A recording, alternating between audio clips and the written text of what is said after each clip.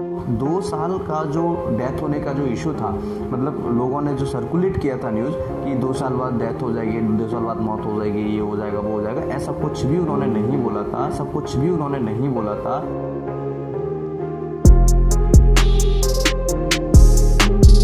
यदि आप इस तरह ही हेल्थ के बारे में जानना चाहते हैं तो सब्सक्राइब करें ये चैनल और बेल आइकन दबाएं ताकि हर नए वीडियो का नोटिफिकेशन सबसे पहले आपको मिले। हेलो एवरीवन, नमस्कार। आज के इस वीडियो में पिछली वीडियो के लिए एक क्लैरिफिकेशन है, क्योंकि कुछ लोग ऐसे थे जिनको वो वीडियो थोड़ा सा अजीब लगा। एक्चुअली कल एक वीडियो हमने अपलोड किया था, उसमें क्या था कि एक साइंटिस्ट थे, फ्रांस से साइंटिस्ट, उन्होंने बताया था कि उनके द्वारा जो शब्द कहे गए थे उनको तोड़ मरोड़ के कुछ और कहा गया था। लेकिन एक्चुअल होता क्या है कि लोगों की एक खासियत होती है कि किसी भी चीज़ को पूरा न देखते हुए उसको थोड़ा बहुत देखने के बाद और सच मान लेते हैं कि यही सच है। तो ये शायद मुझे लगता है कि हम लोगों की गलत आदत है, क्योंकि ये आगे चल के फ्यूचर में हम सबको परेशान करने वाली है अगर हमारे अंदर ये आदत है। तो कोशिश ये कीजिएगा कि पहले किसी भी चीज़ को, या तो कोई फेक न्यूज़ है या ओरिजिनल है या मिथ ब्लस्टर्स है, जो भी चीज़ है उसे कम्प्लीटली कम से कम एक बार वॉच तो कीजिएगा, उसके बाद ही किसी निर्णय पर पहुंचिएगा। दूसरी बात कि यहाँ पर जो उस वीडियो में मैंने बताया था आप सभी को कि जो मॉन्टेनियर एक साइंटिस्ट थे, फ्रांसीसी साइंटिस्ट थे, उनको 1983 में नोबेल पुरस्कार दिया गया था और उन्होंने काफ़ी सारे खुलासे भी किए थे इससे रिगार्डिंग, लेकिन कोई ऐसा खुलासा नहीं था जो चौंकाने वाला हो। और कुछ लोग ऐसे हैं जिन्होंने एक ऐसी न्यूज़ कंप्लीट की, एक ऐसी न्यूज़ बनाई जो कि बहुत टोटली फैक थी और उस न्यूज़ को सर्कुलेट किया। तो वो न्यूज़ क्या था कि मेरे पास सोशल मीडिया पर मुझे मिला। अब सोशल मीडिया, आप सोचेगा कि जब मैंने आपको ये वीडियो डिलीवर किया तो आप भी चौंक गए, राइट? तो इसी तरीके से मैं खुद चौंका कि वास्तव में क्या मामला है। तो मैंने उसका सच पता लगाने के लिए मैंने सर्चिंग किया, तो मुझे पता लगा कि वास्तव में जो वो न्यूज़ है वो गलत है। तो इसलिए मैंने आपको फिर वो वीडियो दिया कि आपको जो वीडियो मैंने दिया उससे यही साबित करना चाहता था मैं कि जो आप फेक न्यूज़ के चलते या फेक न्यूज़ जो आपको सोशल मीडिया से मिल रही है, काफ़ी सारी फेक न्यूज़ है सोशल मीडिया पर आपको मिल रही है, तो उनको आप अवॉइड करें, उनको आप नेगलेक्ट करें, आप उन पर ज़्यादा ध्यान नहीं दें। मेरा सिर्फ कहने का मतलब ये था उस वीडियो में, और मैं स्टेप बाय स्टेप उस वीडियो को समझाने वाला था। तो आप लोग, मुझे लगता है, मैं 101% कहता हूँ आपको वो वीडियो बहुत अच्छा लगा होगा और ये वीडियो आप सभी के लिए बहुत ही ज़्यादा इन्फॉर्मेटिव था, क्योंकि ये वीडियोस, ऐसे वीडियोस क्या होता है कि आपको नहीं मिलते हैं, लेकिन मैं ये कोशिश करता हूँ कि हर एक जानकारी आप सभी तक पहुँच पाए। तो उन्होंने क्या बोला, मैं आपको फिर से रिपीट करता हूँ। उन्होंने ये बोला था कि जब वैक्सीनेशन हम स्टार्ट कर रहे हैं अभी, तो इस वैक्सीनेशन को कम से कम 2 या 3 साल बाद स्टार्ट हम कर सकते थे। सबसे पहले उन्होंने ये बोला था। दूसरा, ये जो वायरस आया है, ये जो कोरोना वायरस है, ये HIV के वायरस से मिलता जुलता है, उन्होंने ये बोला था, क्योंकि कोई मेडिसिन बना रहा था, वो ट्रायल के लिए इससे मैच जो वायरस था उस मेडिसिन के लिए, स्पेशली ट्रायल के लिए वो वायरस बनाया गया था, लेकिन वो वायरस जो है लीक हो गया।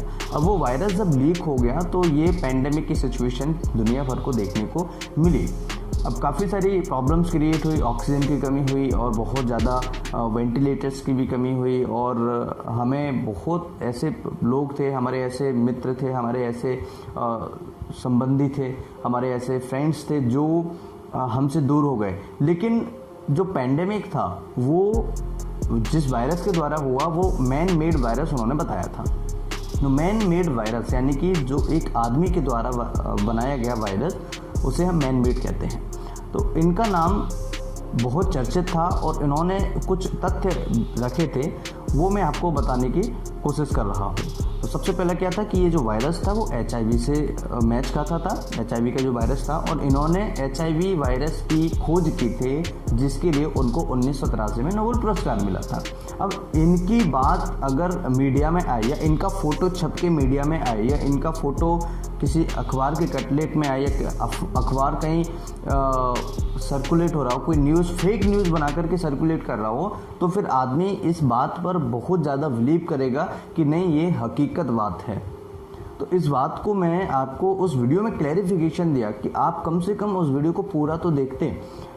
मैं मानता हूं कि वीडियो थोड़ा सा लंबा था, लेकिन एक कोई भी टॉपिक को समझाने के लिए स्टेप बाय स्टेप चलना बहुत ज़्यादा ज़रूरी होता है। अगर मुझे यहाँ से मुंबई जाना है, मान के चलिए मुझे दिल्ली से मुंबई जाना है, तो दिल्ली से जब मैं मुंबई जाऊँगा तो उसके लिए क्या मैं डायरेक्टली वहाँ पर पहुँच जाऊँगा?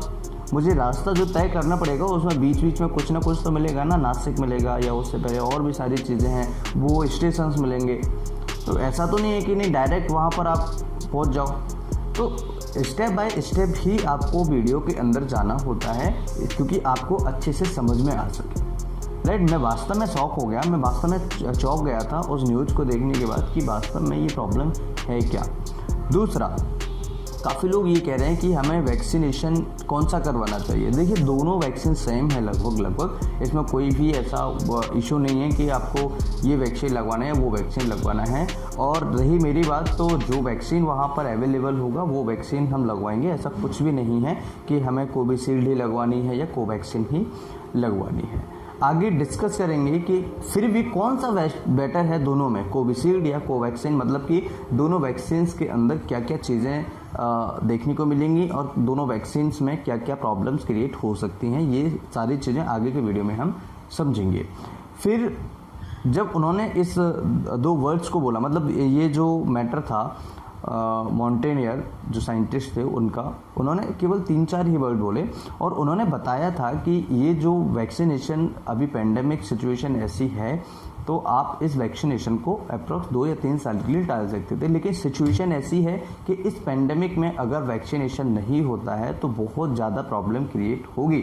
इसलिए ये सारे देशों ने मिलकर के जो वैक्सीनेशन करवाया है, जो वैक्सीन का कैंपेन चलाया है, वो लगता है कि बहुत ही हेल्प मिलेगी आगे आने वाले प्रॉब्लम्स में। और ऐसा कहीं भी उन्होंने कुछ नहीं बोला था कि जो वायरस डेल्टा प्लस है या डेल्टा या कप्पा जो वायरस है उस पर ये वैक्सीन काम करेगा या नहीं करेगा, ऐसा कुछ भी उन्होंने नहीं बोला था।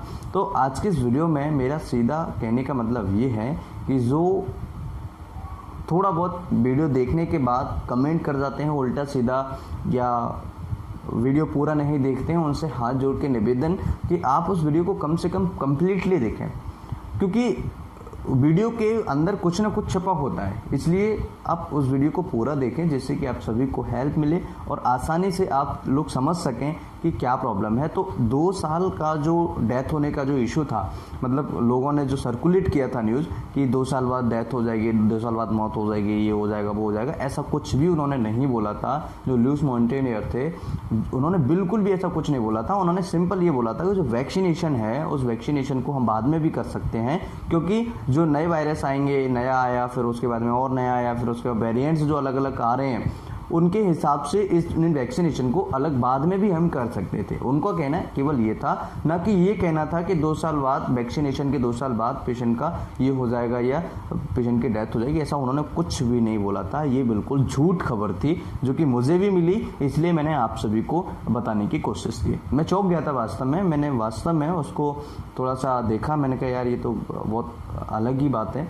तो फिर मैंने भी सोचा कि नहीं यार, इसके बारे में थोड़ी कम से कम सच बात हमें पता होना चाहिए, इसलिए मैंने उसको सर्च किया और पता किया कि वास्तव में ये गलत है या सही है। आई होप कि मेरे सभी व्यूअर्स को इस वीडियो में काफ़ी सारी हेल्प मिलेगी। और अगर वीडियो अच्छा लगे तो लाइक, शेयर एंड सब्सक्राइब करें। कुछ पूछना चाहे तो कमेंट करें। नमस्कार, thanks for watching, have a nice day, जय हिंद।